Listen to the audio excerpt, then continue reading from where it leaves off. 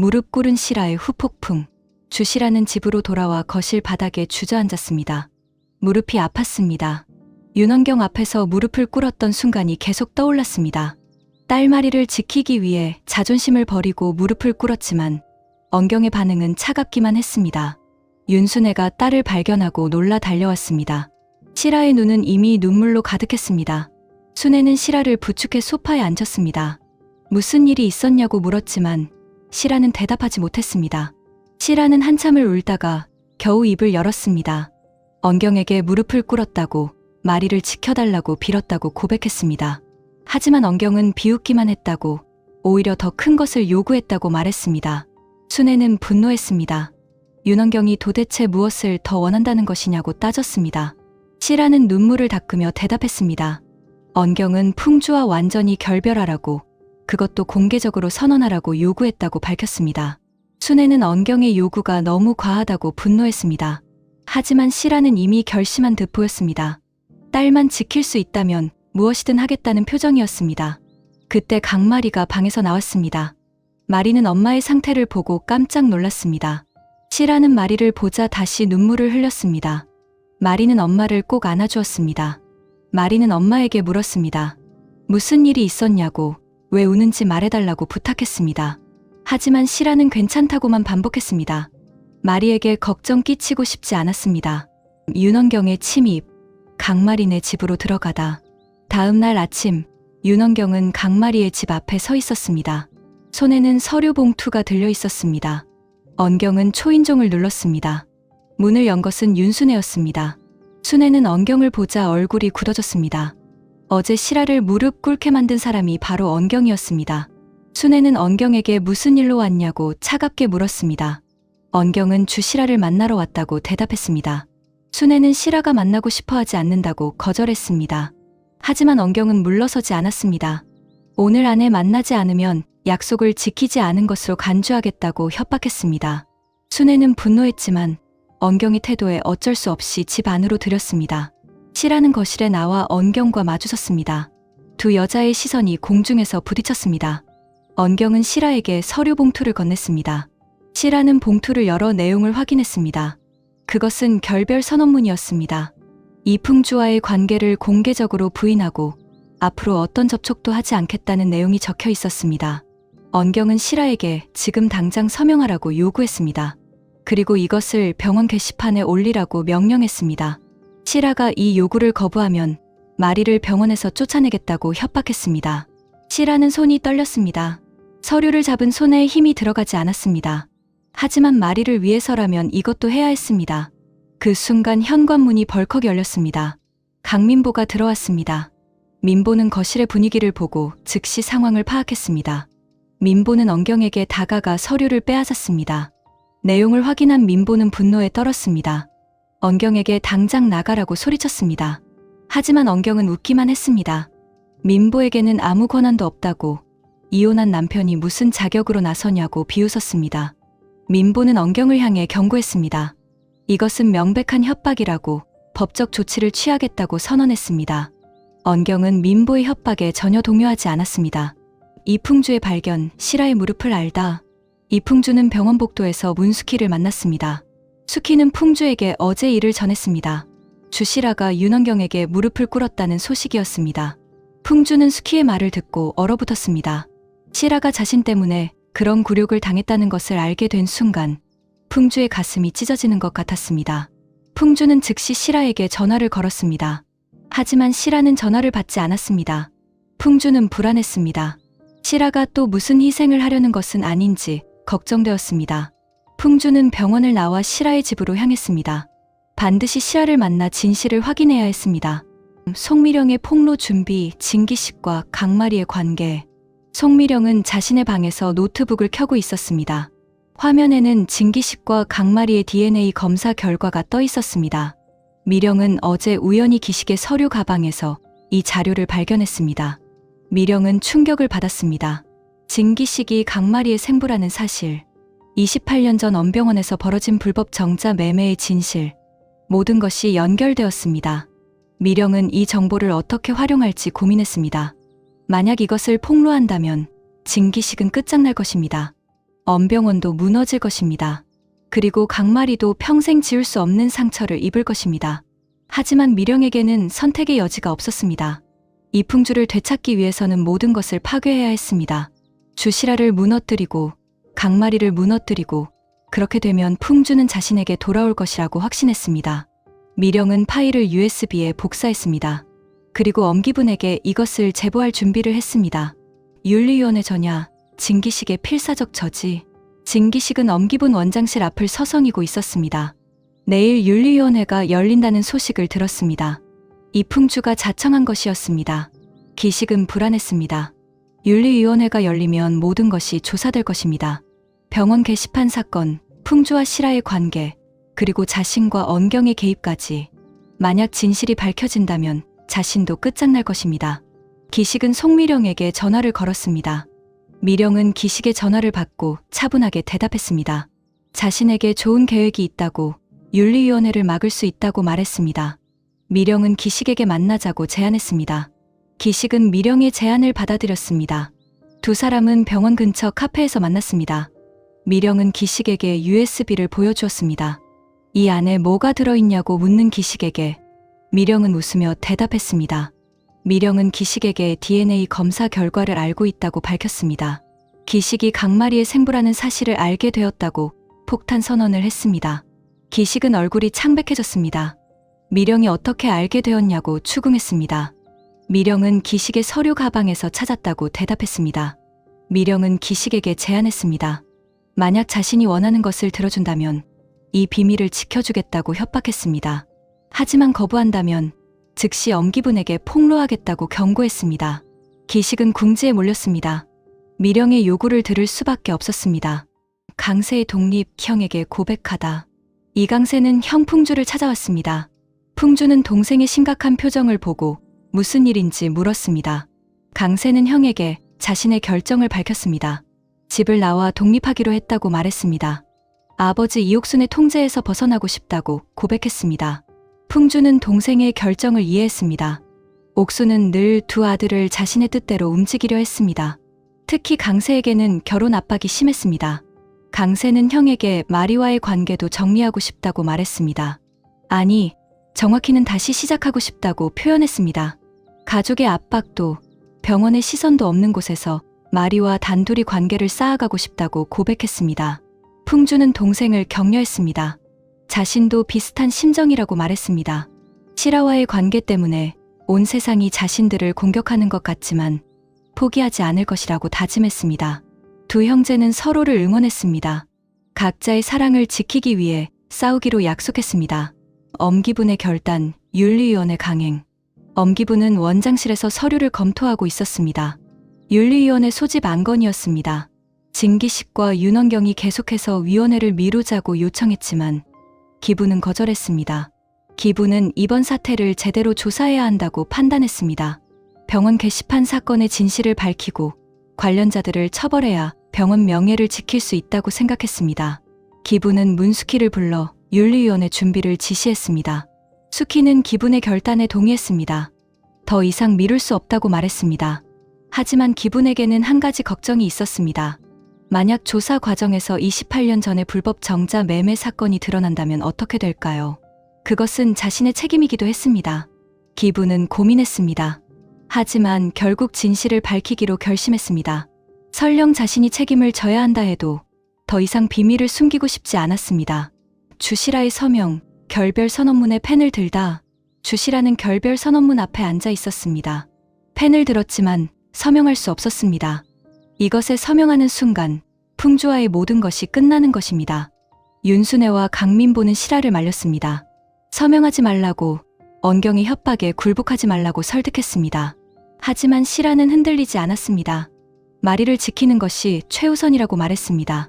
풍주를 포기하는 것은 괴롭지만 딸의 미래가 더 중요하다고 강조했습니다. 그때 현관 초인종이 울렸습니다. 이풍주였습니다. 풍주는 실아를 찾아온 것입니다. 실아는 당황했습니다. 풍주를 만날 수 없었습니다. 순애에게 문을 열지 말라고 부탁했습니다. 하지만 강마리가 문을 열었습니다. 마리는 풍주 선배를 존경했고 풍주와 엄마의 관계도 지지했습니다. 마리는 두 사람이 대화해야 한다고 생각했습니다. 풍주가 거실로 들어왔습니다. 시라는 풍주를 피하려 했지만 풍주가 시라의 손을 붙잡았습니다. 풍주는 시라에게 물었습니다. 언경에게 무릎을 꿇었다는 것이 사실이냐고, 왜 자신에게 말하지 않았냐고 추궁했습니다. 시라는 눈물을 흘렸습니다. 풍주에게 미안하다고 사과했습니다. 하지만 자신은 이미 결심했다고, 풍주와 헤어지기로 결정했다고 말했습니다. 풍주는 시라의 말을 듣고 분노했습니다. 시라 혼자 결정할 문제가 아니라고, 자신의 의견도 들어야 한다고 항변했습니다. 시라는 풍주를 똑바로 바라보았습니다. 그리고 단호하게 말했습니다. 이것이 풍주를 사랑하는 자신이 할 수 있는 최선이라고, 풍주의 미래를 지키기 위해 자신이 물러나겠다고 선언했습니다. 풍주는 시라를 끌어안았습니다. 그리고 귓가에 속삭였습니다. 절대로 시라를 놓지 않겠다고, 어떤 일이 있어도 함께할 것이라고 약속했습니다. 윤리위원회 당일 폭탄이 터지다. 윤리위원회가 열렸습니다. 회의실에는 엄기분 원장, 문숙희 재무이사, 그리고 외부 위원들이 참석했습니다. 이풍주도 참석했고 진기식과 윤원경도 증인으로 출석했습니다. 기부는 회의를 시작하며 이번 사태의 경위를 설명했습니다. 병원 게시판에 올라온 풍주에 대한 폭로글, 그리고 그로 인한 병원 내부의 혼란을 지적했습니다. 기부는 먼저 누가 그 글을 작성했는지 조사하겠다고 밝혔습니다. 위원회는 게시판 관리 기록을 검토했습니다. 그리고 글이 올라온 시간과 IP 주소를 추적했습니다. 놀랍게도 IP 주소는 병원 내부였습니다. 그것도 산부인과 과장실이었습니다. 모든 시선이 진기식에게 쏠렸습니다. 기식은 당황하며 부인했습니다.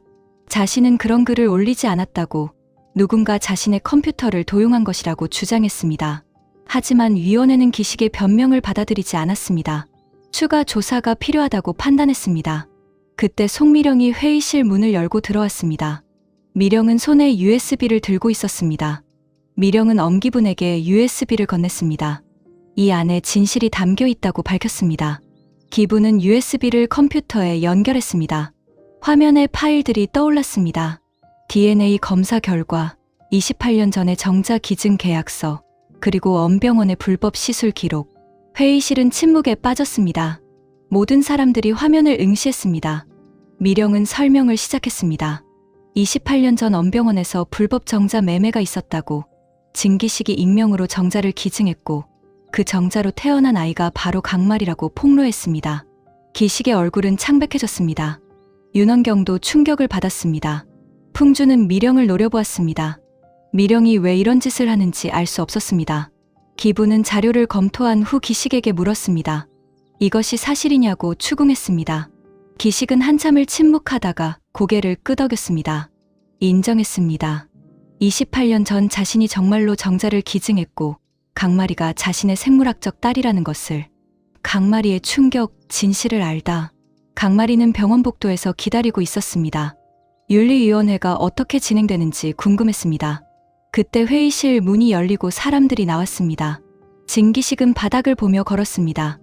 윤원경은 울고 있었습니다. 마리는 이상한 느낌을 받았습니다. 무슨 일이 벌어진 것 같았습니다. 문숙희가 마리에게 다가왔습니다. 숙희는 마리를 조용한 곳으로 데려갔습니다. 그리고 진실을 전했습니다. 숙희는 마리에게 DNA 검사 결과를 보여주었습니다. 마리와 진기식이 부녀 관계라는 내용이 적혀 있었습니다. 마리는 서류를 보고 얼어붙었습니다. 진기식이 자신의 생부라는 것을. 28년 동안 찾아 헤매던 생부가 바로 병원 산부인과 과장이었다는 것을. 마리는 숙희에게 물었습니다. 이것이 정말 사실이냐고, 농담이 아니냐고 확인했습니다. 숙희는 고개를 끄덕였습니다. 윤리위원회에서 확인된 사실이라고 말했습니다. 마리는 바닥에 주저앉았습니다. 온몸에 힘이 빠졌습니다. 세상이 무너지는 것 같았습니다. 이풍주의 분노, 송미령을 찾아가다. 이풍주는 송미령을 찾아갔습니다. 미령은 호텔 방에서 여유롭게 와인을 마시고 있었습니다. 풍주는 미령에게 다가가 와인잔을 빼앗았습니다. 그리고 분노를 터뜨렸습니다. 왜 이런 짓을 하냐고, 강마리가 무슨 잘못을 했냐고 추궁했습니다. 미령은 웃으며 대답했습니다. 마리는 아무 잘못도 하지 않았다고, 다만 주시라의 딸이라는 것이 잘못이었다고 비웃었습니다. 풍주는 미령의 말에 더욱 분노했습니다. 미령을 향해 경고했습니다. 이번 일로 미령도 끝장날 것이라고, 법적 책임을 물을 것이라고 선언했습니다. 미령은 풍주의 경고를 비웃었습니다. 자신은 이미 모든 것을 잃을 각오가 되어 있다고, 풍주를 가질 수 없다면 차라리 모든 것을 파괴하겠다고 맞받아쳤습니다. 풍주는 미령을 더 이상 상대하지 않았습니다. 돌아서서 방을 나갔습니다. 주시라와 진기식의 대면 -28년의 진실. 주시라는 진기식을 만났습니다. 병원 뒷문에서였습니다. 기식은 시라를 보고 고개를 숙였습니다. 시라는 기식에게 물었습니다. 정말 마리의 생부가 맞냐고, 28년 전 정자를 기증한 것이 사실이냐고 확인했습니다. 기식은 고개를 끄덕였습니다. 인정했습니다. 당시 자신은 젊은 의사였고 엄기분의 제안을 거절하지 못했다고 변명했습니다. 시라는 기식의 변명을 듣고 분노했습니다. 28년 동안 혼자 마리를 키우며 얼마나 힘들었는지, 생부를 찾기 위해 얼마나 고통받았는지 토로했습니다. 기식은 시라에게 사과했습니다. 진심으로 미안하다고, 당시에는 그것이 불법인지 몰랐다고 변명했습니다. 시라는 기식의 사과를 받아들이지 않았습니다. 이제 와서 사과한다고 해서 지난 28년이 지워지는 것은 아니라고 냉정하게 말했습니다. 시라는 기식에게 요구했습니다. 마리에게 직접 사과하라고, 그리고 아버지로서 책임을 지라고 명령했습니다. 기식은 시라의 요구에 고개를 끄덕였습니다. 마리를 만나 모든 것을 설명하겠다고 약속했습니다. 엄기분의 사퇴, 병원장의 책임. 엄기분은 기자회견을 열었습니다. 28년 전 불법 정자 매매 사건에 대한 책임을 지고 병원장직에서 사퇴한다고 발표했습니다. 기부는 기자들 앞에서 고개를 숙였습니다. 자신의 잘못으로 많은 사람들이 피해를 입었다고 사과했습니다. 특히 강마리와 주시라에게 깊은 사죄를 전했습니다. 기부는 또한 진기식도 병원에서 해임될 것이라고 밝혔습니다. 윤리위원회의 결정에 따라 즉시 조치하겠다고 발표했습니다. 기자회견이 끝나고 기부는 원장실로 돌아왔습니다. 책상 위의 물건들을 정리하기 시작했습니다. 오랫동안 지켜왔던 자리를 떠나는 것은 괴로웠지만 이것이 옳은 일이라고 생각했습니다. 문숙희가 원장실로 들어왔습니다. 숙희는 기분에게 고생했다고 위로했습니다. 기분은 숙희에게 고맙다고 인사했습니다. 강마리와 진기식의 대화, 아버지와 딸. 강마리는 진기식과 마주 앉았습니다. 병원 상담실이었습니다. 두 사람 사이에는 무거운 침묵만이 흘렀습니다. 기식은 먼저 입을 열었습니다. 마리에게 사과했습니다. 28년 동안 아버지 역할을 하지 못한 것, 그리고 마리의 존재조차 몰랐던 것에 대해 진심으로 미안하다고 고백했습니다. 마리는 기식의 사과를 듣고 복잡한 심경이었습니다. 한편으로는 분노가 치솟았지만 다른 한편으로는 이해가 되기도 했습니다. 기식도 당시 상황의 피해자였을 수도 있었으니까요. 마리는 기식에게 물었습니다. 이제 어떻게 할 것이냐고, 자신을 딸로 받아들일 것이냐고 질문했습니다. 기식은 한참을 망설이다가 대답했습니다. 시간이 필요하다고, 지금 당장은 아버지 역할을 할 자격이 없다고 솔직하게 말했습니다. 하지만 마리가 원한다면 천천히 관계를 만들어가고 싶다고 제안했습니다. 마리는 기식의 제안을 듣고 고민했습니다. 쉽게 결정할 수 있는 문제가 아니었습니다. 새로운 시작, 풍주와 시라의 약속. 이풍주와 주시라는 한강변에서 만났습니다. 두 사람은 나란히 걸으며 대화를 나눴습니다. 풍주는 시라에게 말했습니다. 이제 모든 것이 밝혀졌다고, 더 이상 숨길 것도 없다고 말했습니다. 이제부터는 당당하게 사랑하고 싶다고 고백했습니다. 시라는 풍주의 말에 눈물을 흘렸습니다. 자신도 같은 마음이라고, 더 이상 도망치고 싶지 않다고 대답했습니다. 두 사람은 서로를 마주보았습니다. 풍주는 시라의 손을 잡았습니다. 그리고 조용히 물었습니다. 풍주는 시라에게 청혼했습니다. 공식적으로 결혼하고 싶다고, 세상에 당당하게 두 사람의 관계를 알리고 싶다고 말했습니다. 시라는 풍주의 청혼에 놀랐습니다. 너무 갑작스러웠습니다. 하지만 동시에 기뻤습니다. 시라는 대답하기 전에 한 가지를 확인했습니다. 마리와 강세는 어떻게 되냐고, 두 사람의 관계도 생각해야 하지 않냐고 물었습니다. 풍주는 웃으며 대답했습니다. 마리와 강세도 결혼하면 된다고, 내 가족이 함께 행복하면 된다고 말했습니다. 시라는 풍주의 말에 웃음을 터뜨렸습니다. 그리고 마침내 대답했습니다. 그렇게 하겠다고, 풍주와 결혼하겠다고 승낙했습니다. 두 사람은 포옹했습니다. 한강변의 석양이 두 사람을 비추고 있었습니다. 하지만 그 순간 멀리서 누군가 두 사람을 지켜보고 있었습니다. 송미령이었습니다. 미령은 망원경으로 두 사람의 포옹을 보고 있었습니다. 미령의 얼굴에는 분노와 질투가 가득했습니다. 미령은 핸드폰을 꺼내 사진을 찍었습니다. 그리고 음침하게 웃었습니다.